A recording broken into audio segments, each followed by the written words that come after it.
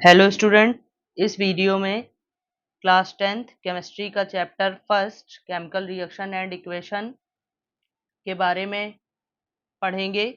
तो last video में chemical reaction के टाइप्स के बारे में पढ़ा था, जिसमें से केमिकल रिएक्शन के दो टाइप्स जो हैं वो पिछले वीडियो में बताए जा चुके हैं।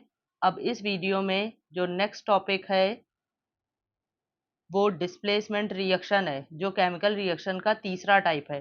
तो इसमें सबसे पहले डिस्प्लेसमेंट रिएक्शन के बारे में समझ लेंगे और फिर उसके एग्जाम्पल समझेंगे। तो सबसे पहले समझते हैं डिस्प्लेसमेंट रिएक्शन क्या होती है। वो रिएक्शंस जिसमें कोई एक एलिमेंट किसी एक कंपाउंड के दूसरे एलिमेंट की जगह ले लेगा, वो रिएक्शन कहलाती है डिस्प्लेसमेंट रिएक्शन। और एक्चुअली में हाईली रिएक्टिव मेटल जो होते हैं वो लो रिएक्टिव मेटल को डिस्प्लेस कराएंगे और एक नया कंपाउंड फॉर्म करेंगे। तो इस टाइप की जो भी रिएक्शंस होती हैं वो सब कहलाती हैं डिस्प्लेसमेंट रिएक्शन। तो इसकी डेफिनेशन समझ लेंगे। Those reactions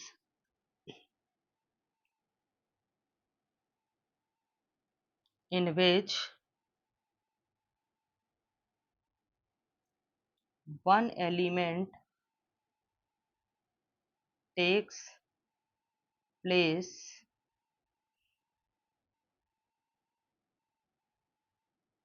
of another element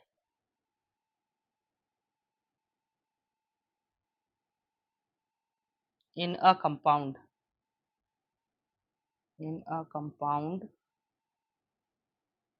are known as displacement reaction।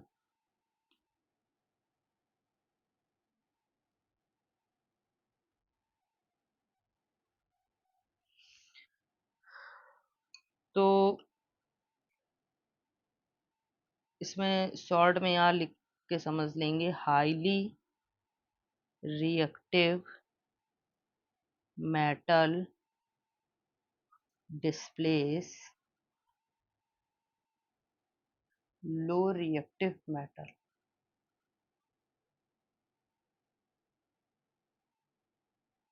अब हमें ये कैसे पता चले कि कौन सा मेटल हाईली रिएक्टिव होगा और कौन सा लो रिएक्टिव। तो उसके लिए मेटल की रिएक्टिविटी सीरीज होती है, जिससे पता लगाया जाता है कि कौन सा मेटल हाईली रिएक्टिव है और कौन सा लो रिएक्टिव है। तो वो रिएक्टिविटी सीरीज आपको बताई जाएगी। तो अभी जो है वो डिस्प्लेसमेंट रिएक्शन समझ रहे हैं, इसके एग्जाम्पल समझ लेंगे और जनरली इसको इस तरीके से रिप्रेजेंट कर सकते हैं, A plus B C change to A C plus B.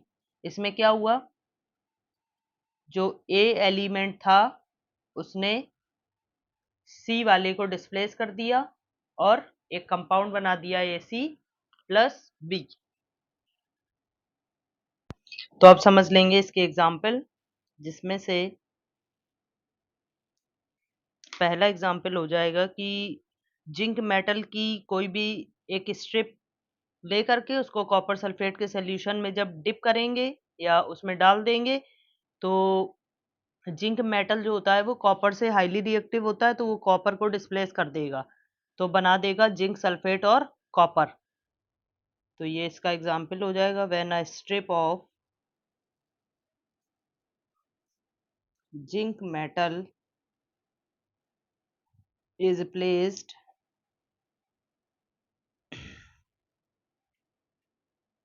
in copper sulfate solution,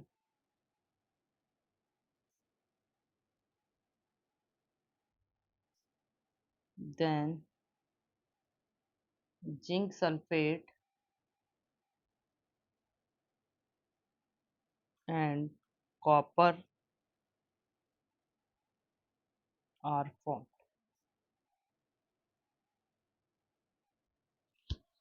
इसकी केमिकल इक्वेशन देख लेंगे, zinc Zn CuSO4 change to ZnSO4 plus Cu।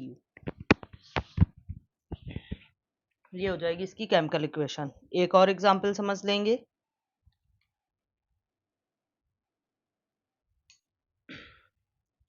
Copper oxide को जब मैग्नीशियम के साथ हीट किया जाएगा तो मैग्नीशियम जो है वो कॉपर से हाईली रिएक्टिव होने की वजह से मैग्नीशियम के ऑक्साइड को डिस्प्लेस कर देगा और बना देगा मैग्नीशियम ऑक्साइड।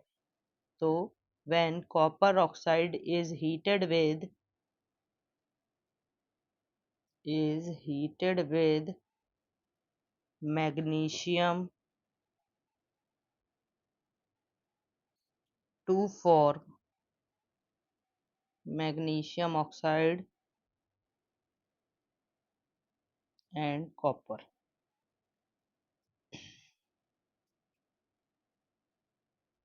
इसकी इक्वेशन हो जाएगी, कॉपर ऑक्साइड का फॉर्मूला होता है CuO Mg change to MgO plus Cu। तो ये हो गई डबल डिस्प्लेसमेंट रिएक्शन और उसकी जनरल केमिकल इक्वेशन और उसके दो एग्जाम्पल। तो ऐसी कहीं भी कोई रिएक्शन अगर मिलेगी तो वो डिस्प्लेसमेंट रिएक्शन कहलाएगी। नेक्स्ट समझते हैं डबल डिस्प्लेसमेंट रिएक्शन के बारे में। Double displacement reaction.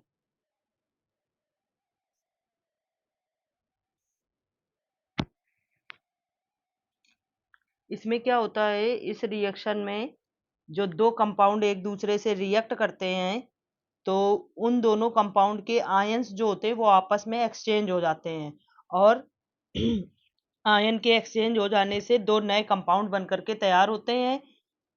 तो ऐसी रिएक्शन जो है वो डबल डिस्प्लेसमेंट रिएक्शन कहलाती हैं।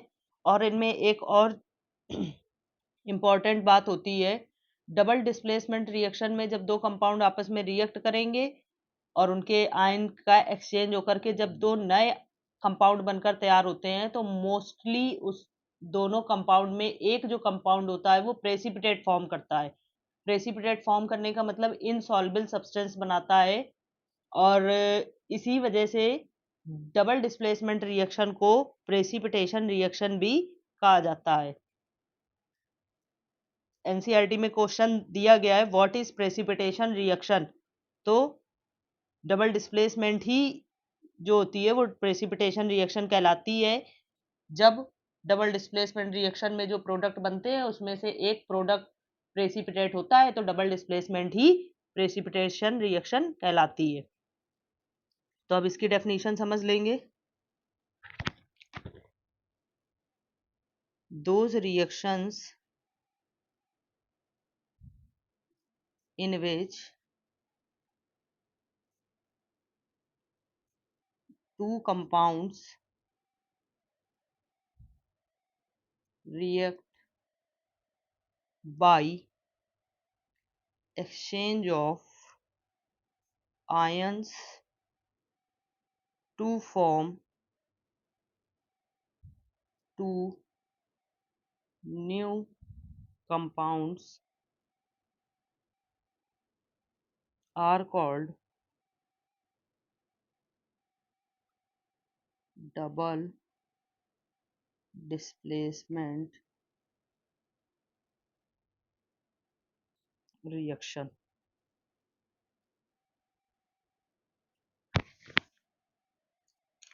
जनरली इसको इस तरीके से लिख सकते हैं AB plus CD change to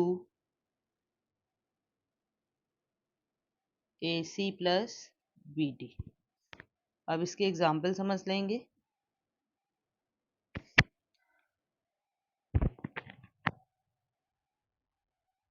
जब हाइड्रोजन सल्फाइड गैस पास की जाती है कॉपर सल्फेट सॉल्यूशन में तो क्या होता है समझते हैं। Hydrogen sulphide gas when hydrogen sulfide gas is passed through copper sulfate solution.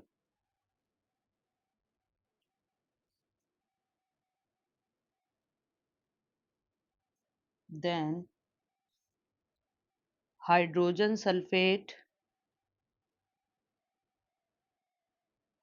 and copper sulfide are formed.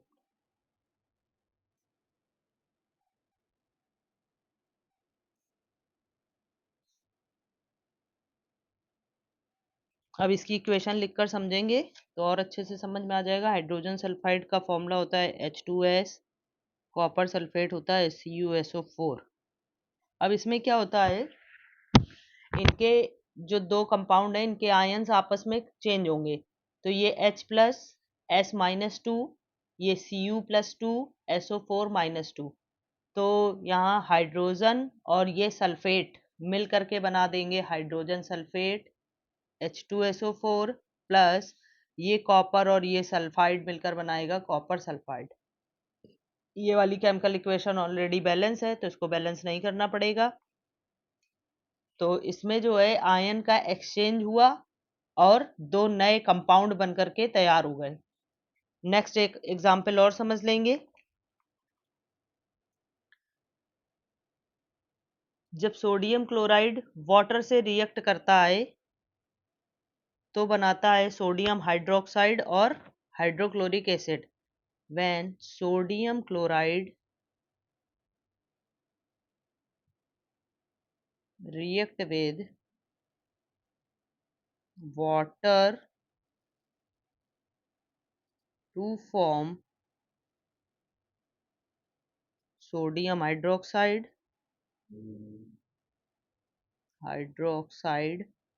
and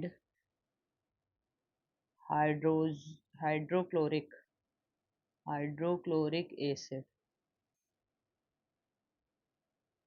इसके इक्वेशन समझ लेंगे। सोडियम क्लोराइड का फॉर्मूला होता है NaCl plus water H2O change to ये हो जाएगा NaOH प्लस HCl। अब इसको समझ लेंगे, ये आयंस में टूटेगा इस तरह से Na+Cl- और ये टूटेगा H+OH- में। तो इसका Na+ और OH- मिलकर बन गया NaOH, इसका H+ और Cl मिलकर बन गया HCl। तो इस तरह से आयंस जो हैं आपस में एक्सचेंज हो जाते हैं और नए कंपाउंड बन करके तैयार होते हैं।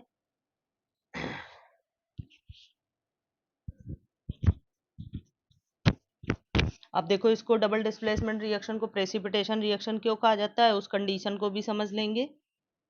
इसको एक पॉइंट डाल करके यहाँ लिख करके, in double displacement reaction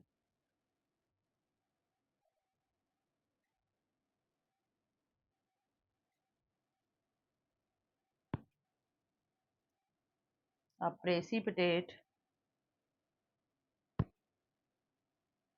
is formed, so it is called या known as precipitation reaction।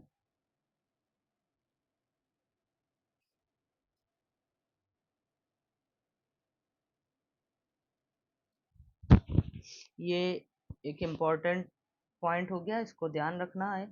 जब भी डबल डिस्प्लेसमेंट रिएक्शन में एक प्रेसिपिटेट फॉर्म होगा तो डबल डिस्प्लेसमेंट ही कहलाती है प्रेसिपिटेशन रिएक्शन। और प्रेसिपिटेट जो है वो होता है एक इनसॉल्युबल सब्सटेंस जो वाटर में डिसॉल्व नहीं होता है और स्मूथ होता है। ऑक्सीडेशन एंड रिडक्शन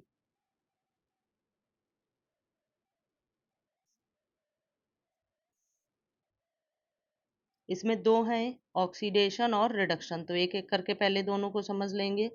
ऑक्सीडेशन, इसमें क्या होता है, ऑक्सीडेशन नाम से ही समझ में आ रहा है, adding of oxygen, adding of oxygen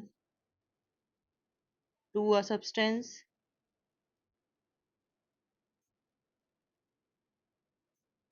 known as oxidation, किसी भी सब्सटेंस में ऑक्सीजन का ऐड होना ऑक्सीडेशन कहलाता है, जबकि इसी को हाइड्रोजन के बेस पर अगर देखेंगे तो वो हो जाएगा removal of hydrogen from a substance. अगर किसी सब्सटेंस से हाइड्रोजन रिमूव होगा तो also known as oxidation.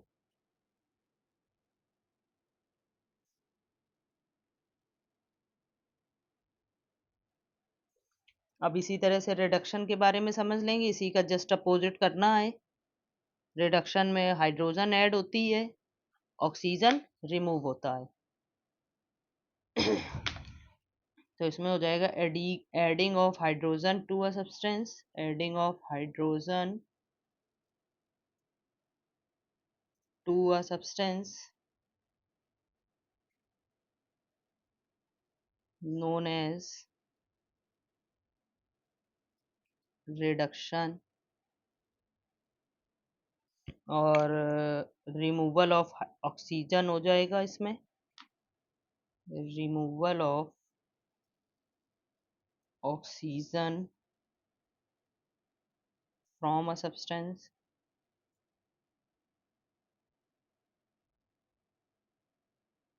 also known as reduction।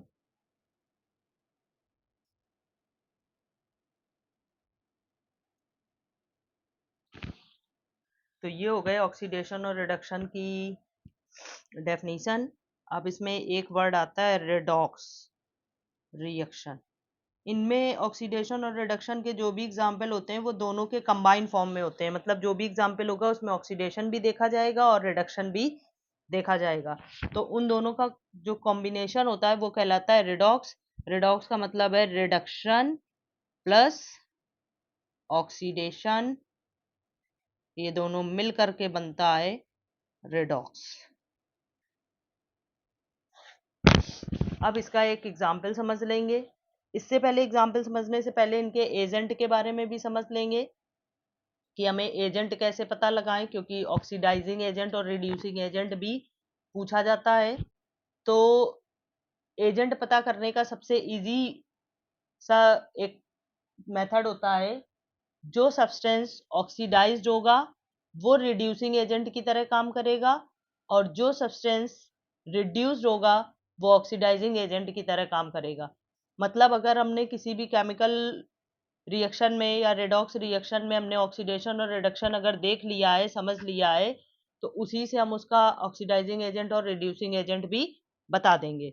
जैसे अभी एक एग्जांपल से समझेंगे।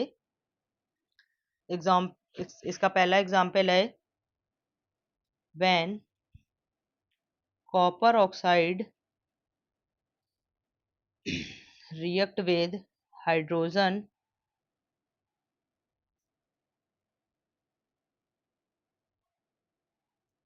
to form copper and water।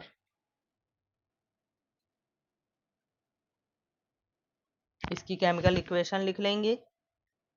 इसकी केमिकल इक्वेशन हो जाएगी CuO plus H2 change to Cu plus H2O। अब इस केमिकल इक्वेशन में हमें ऑक्सीडेशन और रिडक्शन पता लगाना है, तो उसके लिए देखेंगे कॉपर ऑक्साइड से ऑक्सीजन रिमूव हो गया, और अभी ऊपर पड़ा है रिमूवल ऑफ ऑक्सीजन होता है, रिमूवल ऑफ ऑक्सीजन पढ़ा अभी हमने रिडक्शन, और हाइड्रोजन में ऑक्सीजन ऐड हो गई तो बन गया वाटर, और एडिंग ऑफ ऑक्सीजन अभी पढ़ा होता है ऑक्सीडेशन। तो रिडक्शन और ऑक्सीडेशन पता लगा लिए। अब इनके अगर एजेंट लिखने हैं तो ऑक्सीडाइजिंग एजेंट